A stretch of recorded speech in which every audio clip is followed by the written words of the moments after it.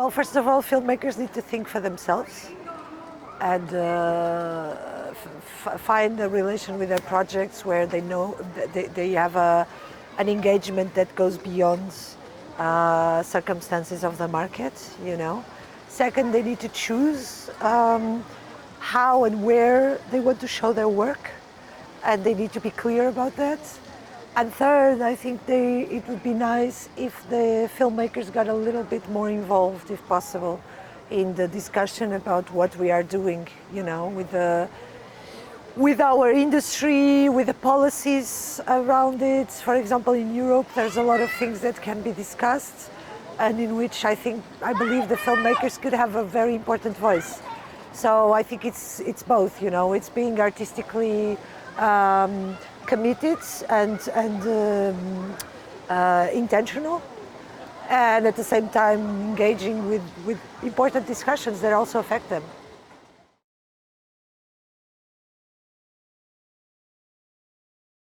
I think Creative Europe has had a fundamental role, obviously, not just with the support to projects, but also the support to exhibition, you know, to circulation, etc. So I think that's incredible. I believe that it would be great if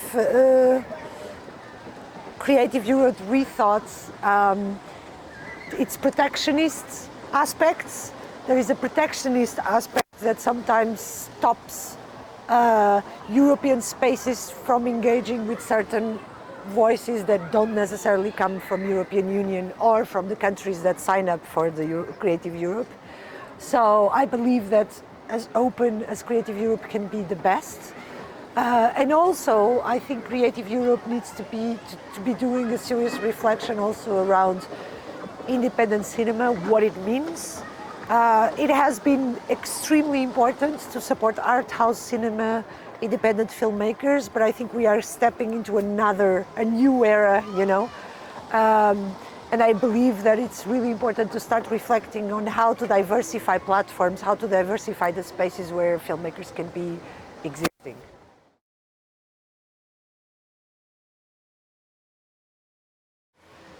Okay, I would say two main blind spots. One is I believe there's not enough circulation of historical films. And so I see a lot of a big lack of connection with the history of the practice, of the documentary filmmaking practice, like very important filmmakers that have changed what we do, and somehow filmmakers connect to that, but they don't know where it comes from.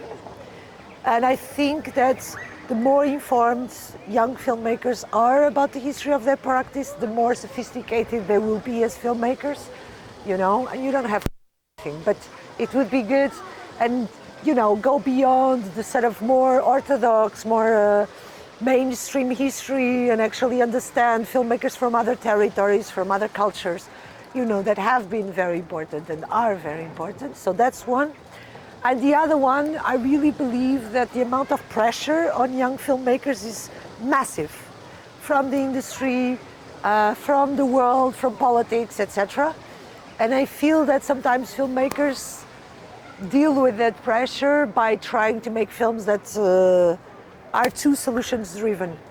And maybe they need to chill, you know, and to find their own language and their own space without feeling that they have to bring solutions to the world through documentary, you know, they don't have to.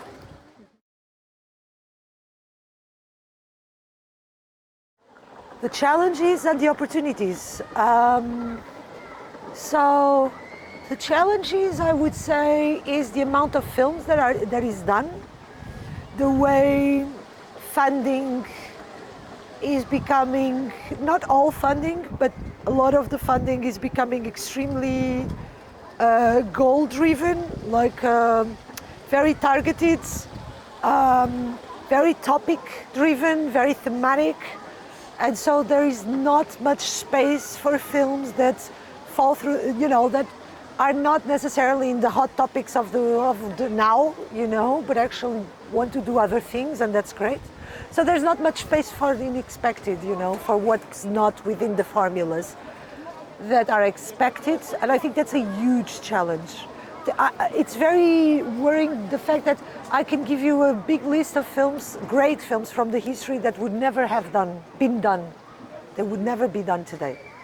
So that's a big challenge, and I think Europe is a really privileged space, you know, where we have public funding and a tradition of public funding for arts and culture and for film in particular. So I think we need to hold on to that and to keep that space as free as possible. And filmmakers can fight for that, especially young.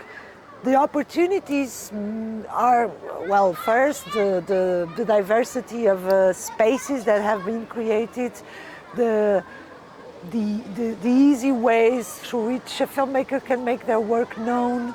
Also, I think a great opportunity is the fact that there are many chains of collaboration today.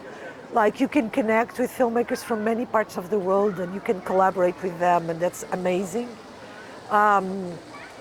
So, and the access to information, the access to other films being done. So I think it's a question of, it's not easier. I don't think filmmakers have it easier now, but I really think the tools are different, and if they really know their tools, they can do, and if they kind of appropriate their own freedom, you know, it can be a really interesting future.